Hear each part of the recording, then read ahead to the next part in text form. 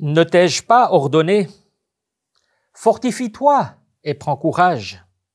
Ne sois pas effrayé ni épouvanté, car l'Éternel, ton Dieu, est avec toi où que tu ailles. Avec cette merveilleuse parole que Dieu a adressée à Josué, au moment où il prenait la responsabilité de faire entrer le peuple d'Israël dans le pays promis, le pays de Canaan, je vous souhaite la très cordiale bienvenue pour le culte de ce jour. Je ne connais pas ta situation, je ne sais pas ce qui te préoccupe en cet instant, je ne connais pas les circonstances dans lesquelles tu te trouves en écoutant ce message, mais mon désir et ma prière est que Dieu puisse nous parler au travers de sa parole, qu'il puisse nous encourager et comme Josué, que nous puissions recevoir cette parole d'encouragement, d'être fortifiés, de prendre courage, car Dieu est avec toi. Dieu est avec moi. Je nous invite à la prière. Oui, Seigneur, merci. Merci pour ce moment si précieux que tu nous accordes, où nous pouvons ouvrir ta parole, où nous pouvons apprendre de toi, où nous pouvons nous laisser enseigner, nous laisser encourager par toi. Seigneur, parle à nos cœurs en cet instant. Parle à nos cœurs dans chacune de nos situations dans lesquelles nous nous trouvons, afin que nous nous rappelions que toi, tu es ce Dieu si grand, si puissant, si merveilleux, qui nous a tant aimés, que tu as donné ton Fils Jésus pour nous sauver. Merci Seigneur Jésus pour ce sacrifice à la croix. Merci que tu as fait de nous tes enfants. Merci que nous t'appartenons et que maintenant tu es avec nous jour après jour dans chacune de nos situations. Je te prie de parler à nos cœurs en cet instant. Parler à nos cœurs par ta parole afin que nous soyons encouragés, que nous soyons fortifiés dans chacune de nos situations. Dans le beau nom de Jésus. Amen. Le thème du culte de ce jour vous a peut-être interpellé. De Jéricho à Haï. Je vous rassure tout de suite, nous n'allons pas faire un voyage géographique à travers cette région. Non, mais nous voulons nous plonger dans ces deux expériences qui étaient au début de la conquête du pays de Canaan par le peuple de Dieu. Ces deux premières étapes où Josué et tout le peuple ont été appelés à expérimenter, comme on le verra d'une façon différente, l'aide et l'intervention de Dieu. De Jéricho à Haï. Que ce moment autour de la parole puisse être une bénédiction aussi pour chacune de nos situations, chacune de nos vies. Je nous invite à découvrir cette première épisode ou une partie de cette première étape à Jéricho que nous trouvons dans Josué 6 et je lirai les versets 2 à 5 de Josué 6. L'Éternel dit à Josué, « Regarde, je livre entre tes mains Jéricho et son roi, ainsi que ses vaillants soldats. Faites le tour de la ville, vous tous les hommes de guerre. Faites une fois le tour de la ville. Tu agiras ainsi pendant 6 jours.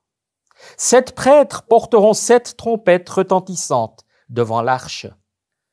Le 7e jour, vous ferez 7 fois le tour de la ville et les prêtres sonneront de la trompette. Quand ils sonneront de la corne retentissante, quand vous entendrez le son de la trompette, tout le peuple poussera des grands cris. Alors la muraille de la ville s'écroulera et le peuple montera à l'attaque, chacun devant soi. » Voici les indications que Dieu a données à Josué, comment il devait prendre cette ville de Jéricho. La grande majorité d'entre nous connaissons cette histoire peut-être depuis notre enfance. Nous savons que c'était une ville fortifiée. Le premier verset de ce chapitre nous le dit d'ailleurs. Jéricho était fermé, barricadé devant les Israélites. Personne n'en sortait et personne n'y entrait. Voilà la situation dans laquelle se trouve le peuple de Dieu. Et si nous regardons cette histoire d'un peu plus près, nous devons considérer que c'est Dieu qui est principalement à l'œuvre.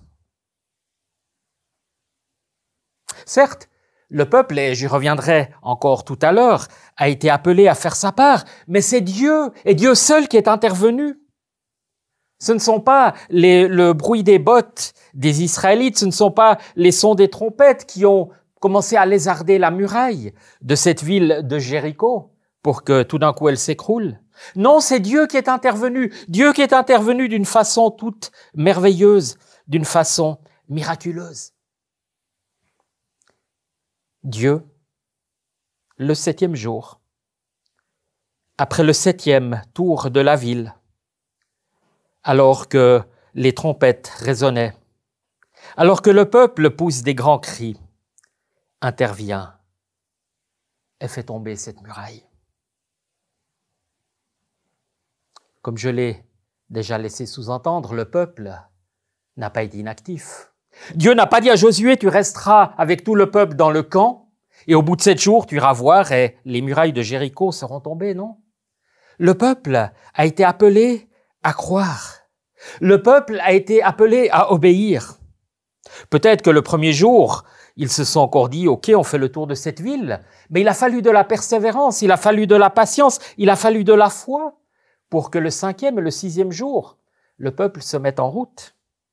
Certainement que les uns ou les autres ont eu l'impression, mais à quoi ça rime? À quoi ça rime de faire le tour de cette muraille? Peut-être qu'ils ont même entendu des quolibets ou des moqueries du haut de la muraille, parce que les habitants de Jéricho se sont peut-être moqués d'eux.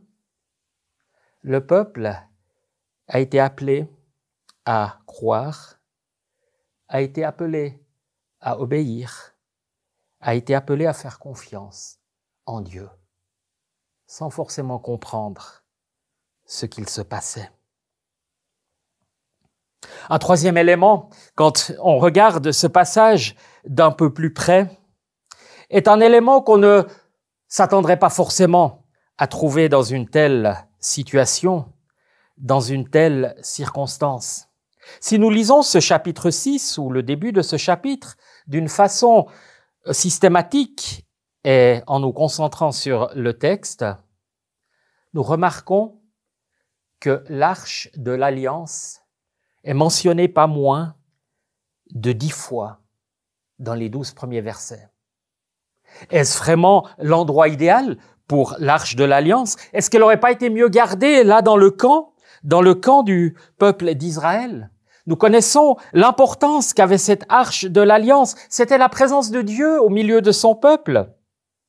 Elle était dans le tabernacle, dans le lieu très saint. On ne pouvait pas y accéder simplement comme on voulait. Et là, elle est sur le champ de bataille. Elle est au milieu du peuple. À titre d'exemple, au verset 6, il nous est dit, Josué, fils de Nun, appela les prêtres et leur dit, portez l'arche de l'Alliance. Et que 7 prêtres portent 7 trompettes retentissantes devant l'arche de l'Éternel. Au verset 11, l'arche de l'Éternel fit le tour de la ville. Elle fit une fois le tour, puis on rentra dans le camp et on y passa la nuit. Ou encore au verset 12, Josué se leva du bon matin et les prêtres portèrent l'arche de l'Éternel.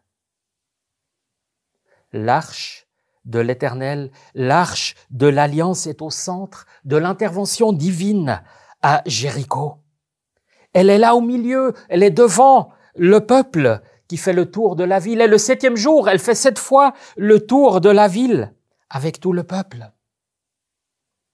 Et le 4e élément que nous voulons brièvement considérer dans cette histoire ou dans ce résumé de cette prise de la ville de Jéricho, c'est que le butin revenait à l'Éternel.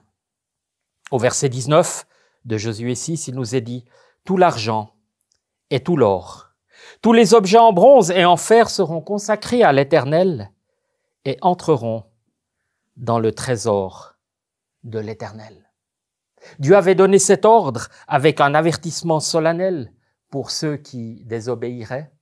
Et par la suite de l'histoire, nous connaissons la situation d'Akan qui a désobéi et ce que ça a eu comme influence sur tout le peuple et plus particulièrement sur lui-même. Si nous voulons résumer cette prise de Jéricho, nous pouvons dire que Dieu est à l'œuvre. C'est Dieu qui intervient, c'est Dieu dans sa puissance, dans sa force, dans sa magnificence qui fait tomber ces murailles. Mais le peuple n'est pas resté inactif. Le peuple a été appelé à croire, à obéir, à se mettre en route, même s'il ne comprenait pas. L'arche de l'Éternel, la présence de Dieu au milieu de son peuple, est au centre de cette intervention. Et finalement, tout le butin devait revenir à l'Éternel. Allons au chapitre 8 de Josué et regardons maintenant la prise de la ville d'Aï. Et je vous invite à lire les versets 1 à 7 de Josué 8. L'Éternel dit à Josué, « N'aie pas peur, ne te laisse pas effrayer, prends avec toi tous les hommes de guerre et lève-toi. Monte, attaquer Haï.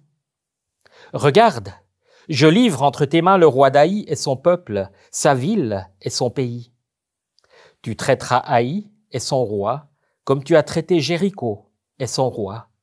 Toutefois, vous garderez pour vous le butin et le bétail. Place une embuscade derrière la ville. » Josué se leva avec tous les hommes de guerre pour monter attaquer Haï. Il choisit 30 000 vaillants hommes qu'il fit partir de nuit et auxquels il donna cet ordre. « Écoutez, vous vous mettrez en embuscade derrière la ville. Ne vous éloignez pas beaucoup de la ville et soyez tous prêts. De mon côté, avec tout le peuple qui m'accompagnera, nous nous approcherons de la ville. Quand ils sortiront à notre rencontre, comme la première fois, nous prendrons la fuite devant eux. Ils nous poursuivront jusqu'à ce que nous les ayons attirés loin de la ville, car ils se diront, ils fuient devant nous comme la première fois. Et nous prendrons la fuite devant eux. Vous quitterez alors votre cachette et vous vous emparerez de la ville. Et l'Éternel, votre Dieu, la livrera entre vos mains. » Haï, ici, une situation totalement différente de celle de Jéricho. Certes, Dieu reste au contrôle. Certes, Dieu a promis à Josué qu'il avait livré le roi et tous les hommes d'Haï entre ses mains. Mais contrairement à Jéricho, le peuple est ici appelé concrètement à combattre. Les hommes vaillants, les hommes de guerre sont appelés à intervenir. On n'a rien lu d'hommes de guerre pour Jéricho. On n'a pas lu qu'ils aient sorti leurs armes avec eux, mais ici ils sont appelés à se mettre en embuscade. 30 000 hommes ont été placés en embuscade derrière la ville et 5 000 autres à l'ouest de la ville. Et tout le reste du peuple est avec Josué pour combattre.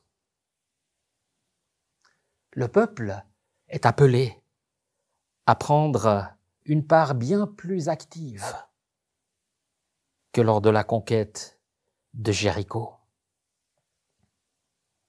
À Jéricho, nous avons vu que le peuple était appelé avant tout à croire, à mettre leur confiance dans les paroles que Dieu leur avait données à travers Josué. Et ici, ils sont appelés, tout un chacun, à prendre leurs armes. Chacun est appelé à prendre son arme, chacun est appelé à prendre sa place dans ce stratagème militaire que Josué a mis en place. Ils étaient appelés à prendre part de façon active à ce combat.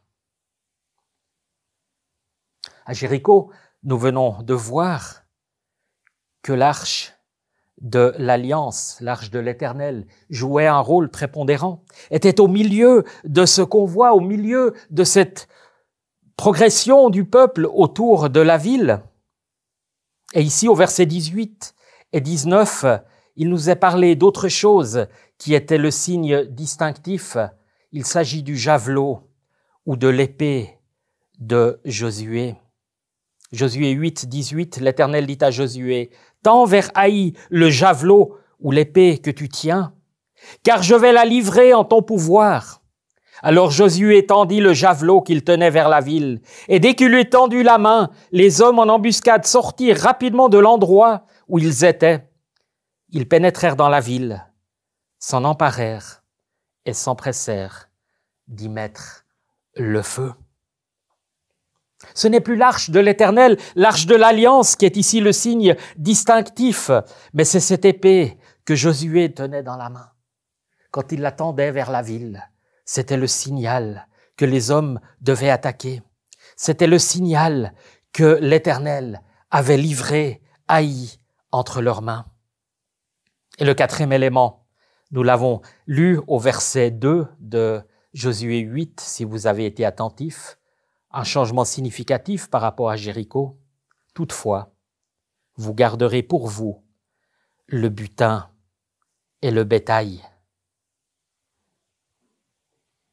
Deux prises de ville, deux situations au début de la prise du pays de Canaan, pourtant si différentes l'une de l'autre. D'aucuns pensent peut-être, c'est très intéressant de regarder ces détails, de lire ces histoires en nous concentrant sur les détails, mais c'est de l'histoire. Qu'est-ce que cela veut me dire aujourd'hui? Qu'est-ce que cela peut m'apporter aujourd'hui? Est-ce que ça veut me parler ce matin? De Jéricho à Haï est le titre de notre culte. Et j'aimerais compléter ce titre par cette deuxième phrase de Golgotha au combat de la foi. De Jéricho à Haï ou de Golgotha au combat de la foi. Souvenons-vous de ces 4 points que nous venons de voir pour la prise de Jéricho d'une part et de la prise d'Haï d'autre part, et essayons de les traduire dans notre situation, dans notre vie spirituelle, dans notre vie avec Dieu. Jéricho, Golgotha. Sans intervention humaine, Dieu a tout accompli par son Fils à la croix. Là, il a vaincu toutes les puissances de l'ennemi, aussi puissant que cet ennemi semblait être. Comme Jéricho était fermé, barricadé, il était aussi impossible pour nous, humains, d'être sauvés par nos propres moyens. Impossible de parvenir à un salut, impossible de contenter Dieu, impossible de répondre à sa justice, à sa sainteté. L'apôtre Paul, dans Romains 8, au verset 3, nous dit « Car ce qui était impossible à la loi, parce que la nature humaine la rendait impuissante, c'est Dieu qui l'a fait. Il a condamné le péché dans la nature humaine en envoyant, à cause du péché, son propre Fils dans une nature semblable à celle de l'homme pécheur. » Golgotha, l'œuvre de Dieu. Jésus, dans son amour pour toi et pour moi, a laissé sa vie. Jésus a pris sur lui le châtiment que toi et moi avons mérité. Celui qui n'a pas connu le péché, Dieu l'a fait devenir péché pour nous, afin que nous devenions en lui justice de Dieu. Aïe, le combat de la foi, en vertu de cette victoire initiale que Christ a accomplie. En vertu de cette victoire de Jéricho, nous sommes appelés maintenant à prendre Haï dans notre vie de tous les jours. Nous sommes appelés à vivre cette réalité. Nous sommes appelés à vivre notre nouvelle identité en Christ, en puisant la force dans son œuvre, en nous rappelant de la victoire éclatante de Jésus à Golgotha. Dans notre quotidien, nous sommes appelés à prendre les Haï de notre vie. Nous sommes appelés à nous avancer dans ce combat de la foi en puisant nos forces dans l'œuvre, dans la grâce, dans la miséricorde de Jésus-Christ. Si pour recevoir l'œuvre de Jésus-Christ, nous avons besoin de la foi. Nous avons besoin de la grâce de Dieu. Nous ne pouvons rien y ajouter. Il n'y a aucun mérite de notre part. Et peut-être que notre raisonnement voudrait nous dire « mais c'est trop facile à accepter simplement un tel salut ». Non, il y a lieu de recevoir cette œuvre de Jésus-Christ par la foi, en reconnaissant que nous sommes pécheurs, que nous sommes perdus, que nous sommes séparés de Dieu, que nous ne pouvons rien faire pour nous approcher de Dieu, si ce n'est de venir à lui, avec un cœur repentant, et d'accepter par la foi ce salut si merveilleux qu'il a accompli pour nous. À Haï, nous sommes invités à prendre nos armes dans le combat. Le combat, le bon combat de la foi, avec les armes que Dieu nous donne, non pas avec nos propres armes, non pas avec nos propres moyens, non pas avec nos propres forces, non pas avec ce que nous pouvons faire ou pas faire, mais en vertu de cette grâce imméritée que Dieu nous a donnée. Il nous a équipés par la nouvelle naissance à vivre une vie qui lui soit agréable. Il nous a équipés par la nouvelle naissance. Il nous a équipés de ces armes spirituelles qu'il nous a données. Et le Saint-Esprit qui habite en nous nous apprend à les utiliser. Nous sommes invités à combattre le combat de la foi avec les armes que Dieu nous a données, non pas avec nos propres moyens. Et si nous combattons ce bon combat de la foi, ce n'est pas pour être sauvés un jour, ce n'est pas pour mériter notre salut, non justement, mais c'est parce que nous sommes sauvés. Tout change. Ce n'est plus pour obtenir quelque chose, mais c'est parce que nous avons tout reçu. Parce que Jéricho, l'œuvre de Dieu, Golgotha, est une réalité dans notre vie. Et c'est la raison pour laquelle nous sommes appelés à mettre cette foi, à mettre ce salut en œuvre par la grâce et la force de Dieu. À Jéricho, nous avons vu que l'arche de l'Alliance était au centre. À Golgotha, encore une fois, c'est la grâce de Dieu qui est au centre. Le propitiatoire, le couvercle qui couvrait cette arche de l'Alliance, porte le nom en allemand du trône de la grâce. C'était là que la grâce de Dieu trônait au milieu de son peuple. Et si nous ne pouvons rien apporter par nous-mêmes pour être sauvés, nous avons toujours à nouveau besoin que nous sommes dépendants, de nous rappeler que nous sommes dépendants de cette grâce. Et nous pouvons nous approcher jour après jour du trône de la grâce pour être secourus, pour être aidés, pour être encouragés. L'écrivain aux Hébreux, au chapitre 4, au verset 16, nous invite « Approchons-nous donc avec assurance du trône de la grâce, afin d'obtenir compassion et de trouver grâce pour être secourus au moment opportun. » Oui, nous voulons toujours à nouveau nous rappeler de cette œuvre de grâce et nous approcher du trône de la grâce dans chacune de nos situations. À Haï, nous nous rappelons, nous avons vu ce javelot, cette épée de Josué qui était au milieu, qui était le signe distinctif, qui jouait ce rôle si important.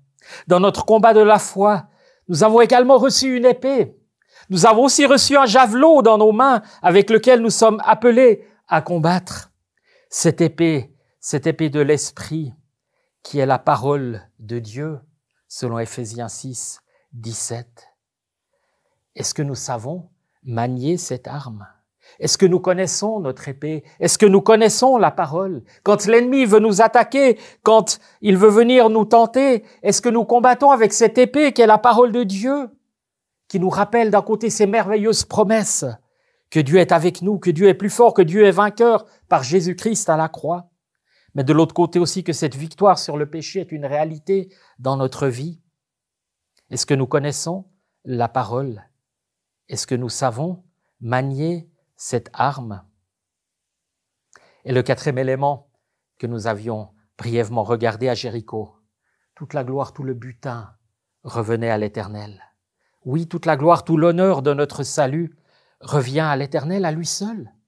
Tu ne peux pas ajouter une once à ton salut. Non. Paul nous dit dans Ephésiens 2, les versets 8 et 9, « En effet, c'est par la grâce que vous êtes sauvés, par le moyen de la foi, et cela ne vient pas de vous, mais c'est le don de Dieu. Ce n'est pas par les œuvres, afin que personne ne puisse se vanter. » À Golgotha, pour notre salut, toute la gloire revient à Dieu. Aucun mérite pour toi et pour moi. En revanche, à Haï, le butin était réservé au peuple. Si nous sommes clairs et nous venons de voir qu'aucune œuvre ne nous sauve, aucune œuvre que nous pouvons faire dans notre vie ne nous ouvre les portes du ciel, nous avons dans la parole la promesse que Dieu récompensera tout ce que nous faisons pour lui. Jésus a dit lui-même à ses disciples que même un verre d'eau tout simple, ne restera pas sans récompense.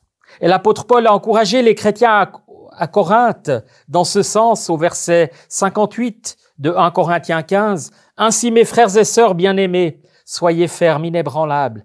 Travaillez de mieux en mieux à l'œuvre du Seigneur, sachant que votre travail n'est pas sans résultat. » Ou encore dans Apocalypse 22, 12, « Voici, je viens bientôt, et j'apporte avec moi ma récompense pour traiter chacun conformément à son œuvre. » La prise d'Haï a été une source de bénédiction pour le peuple.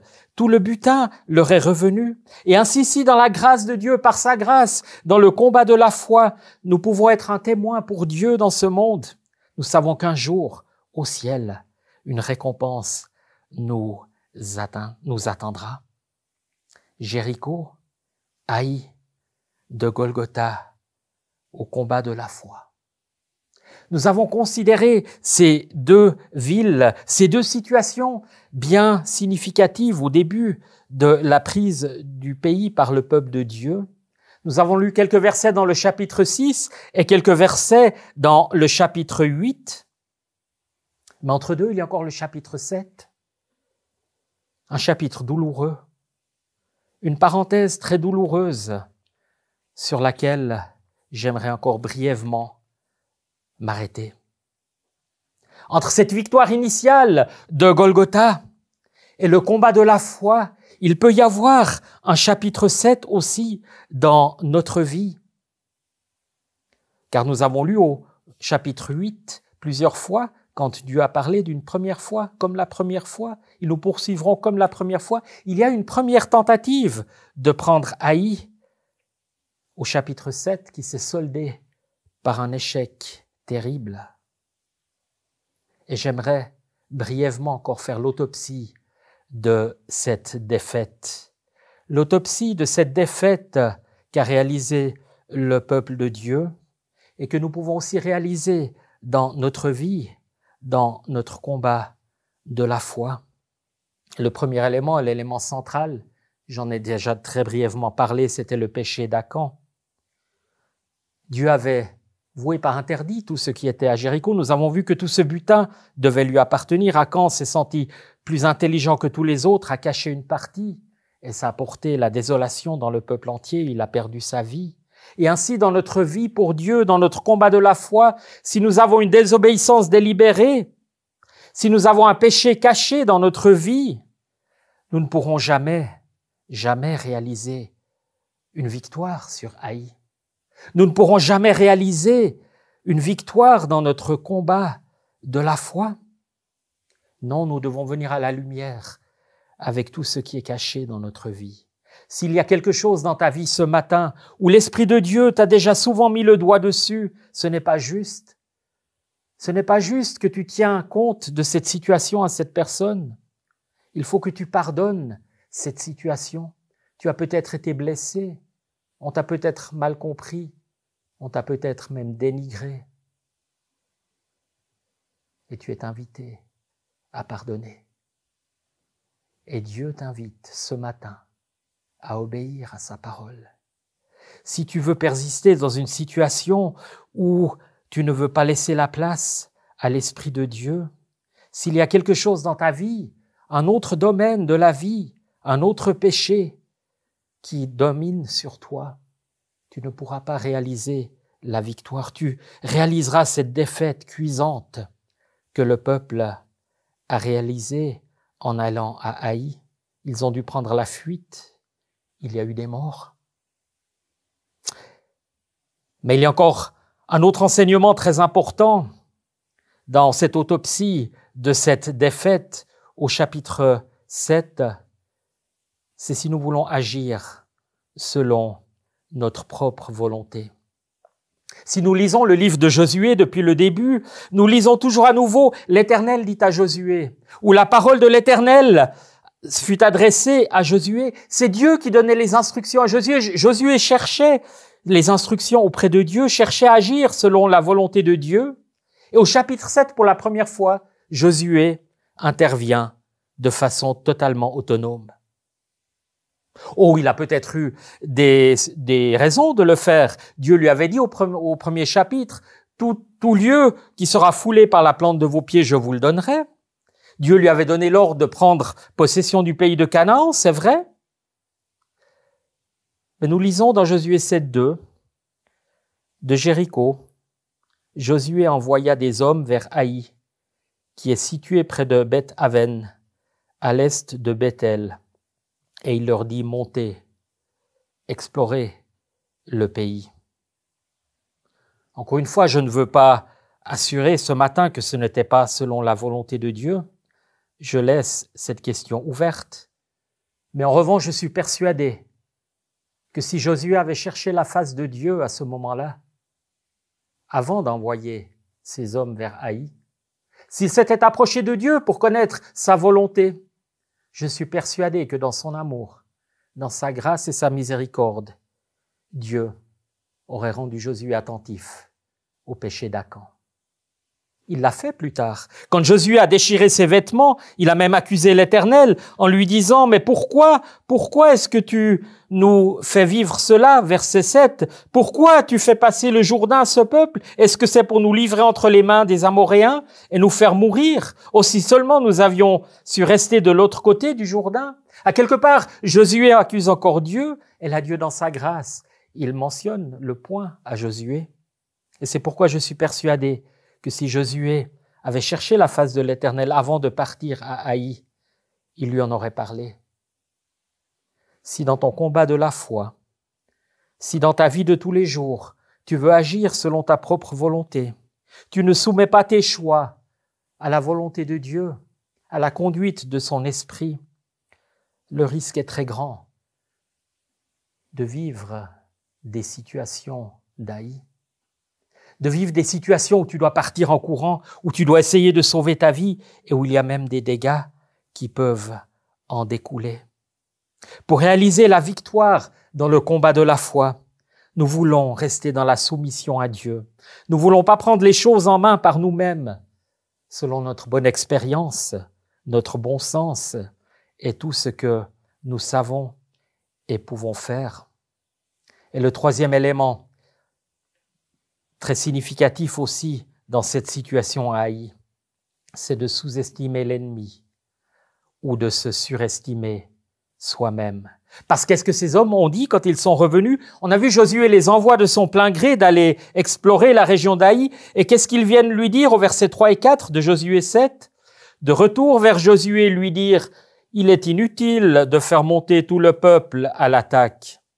2000, 3000 hommes au maximum suffiront pour battre Haï. Ne donne pas cette fatigue à tout le peuple.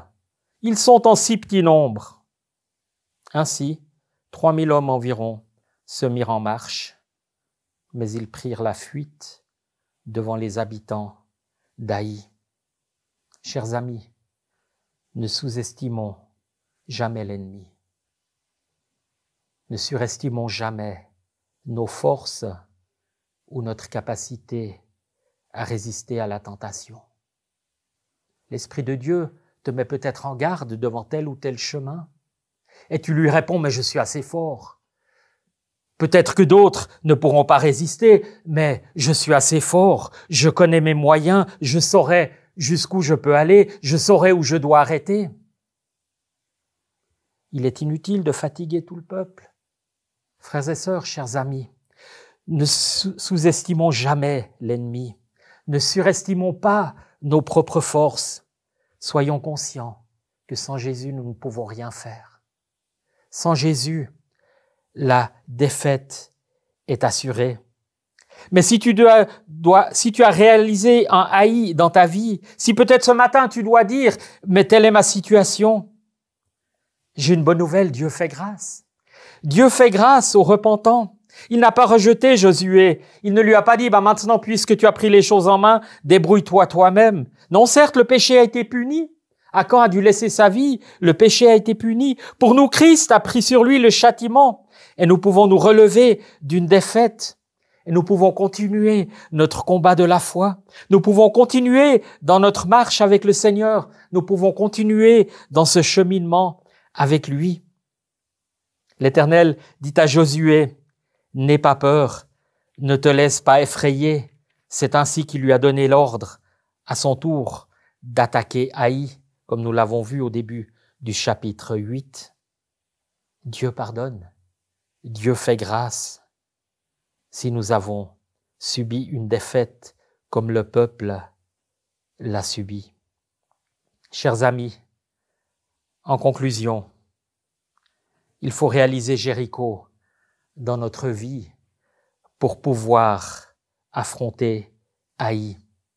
Sans Jéricho, sans cette victoire de Jésus-Christ à la croix, il n'y a aucune victoire possible sur Haï, sur le péché. Sans Golgotha, il n'y a aucune chance de remporter une victoire dans le combat de la foi. Mais en vertu de l'œuvre de Jésus-Christ, en vertu de sa grâce, de sa force, de sa miséricorde et de sa patience, nous pouvons aller avec courage et confiance dans ce combat de la foi, non pas avec nos propres moyens, non pas avec nos propres idées, non pas en agissant selon notre propre volonté, en sous-estimant l'ennemi ou en surestimant nos forces, mais en étant conscients de notre dépendance de lui, en étant conscients de notre défaite et en nous armant des armes que Dieu nous donne. Que le Seigneur nous bénisse. Nous voulons prier. Seigneur, merci. Merci pour ta parole. Merci pour ces paroles d'encouragement. Merci pour ces histoires que tu nous as laissées du peuple de Dieu qui nous servent à titre d'encouragement, mais aussi d'avertissement. Merci Seigneur Jésus pour cette œuvre de Golgotha, ce salut que tu accomplis pour nous. Oui, cette œuvre de réconciliation, tu as pris sur toi la punition que nous avons méritée. Merci pour ta victoire. Tu n'es pas resté mort, mais tu es ressuscité. Et maintenant, tu es assis à la droite de Dieu et tu intercèdes pour nous. Et dans le combat de la foi, dans nos situations quotidiennes, aussi dans ce qui nous attend, dans la semaine qui s'ouvre devant nous, nous savons que tu es avec nous. Tu nous gardes, tu nous aides, tu nous protèges. Tu nous donnes la force aussi de combattre ce bon combat de la foi. Nous sommes dépendants de toi, Seigneur. Merci pour ta fidélité. Merci pour ta bonté. Merci pour ta grâce. Dans le nom de Jésus. Amen. Chers amis, de Jéricho à Haï, de Golgotha à Haï, au combat de la foi, que ces deux exemples restent gravés dans notre cœur. Je vous souhaite la riche bénédiction du Seigneur pour la semaine qui s'ouvre devant vous, pour vos différentes situations dans lesquelles vous vous trouvez. Et comme il a été fidèle avec Josué, comme il a été fidèle avec son peuple, il sera aussi fidèle pour vous et avec vous. Que l'Éternel nous bénisse et qu'il nous garde. Que l'Éternel fasse resplendir sa face sur nous et qu'il nous accorde sa grâce. Que l'Éternel tourne sa face vers nous et qu'il nous donne sa paix. Amen.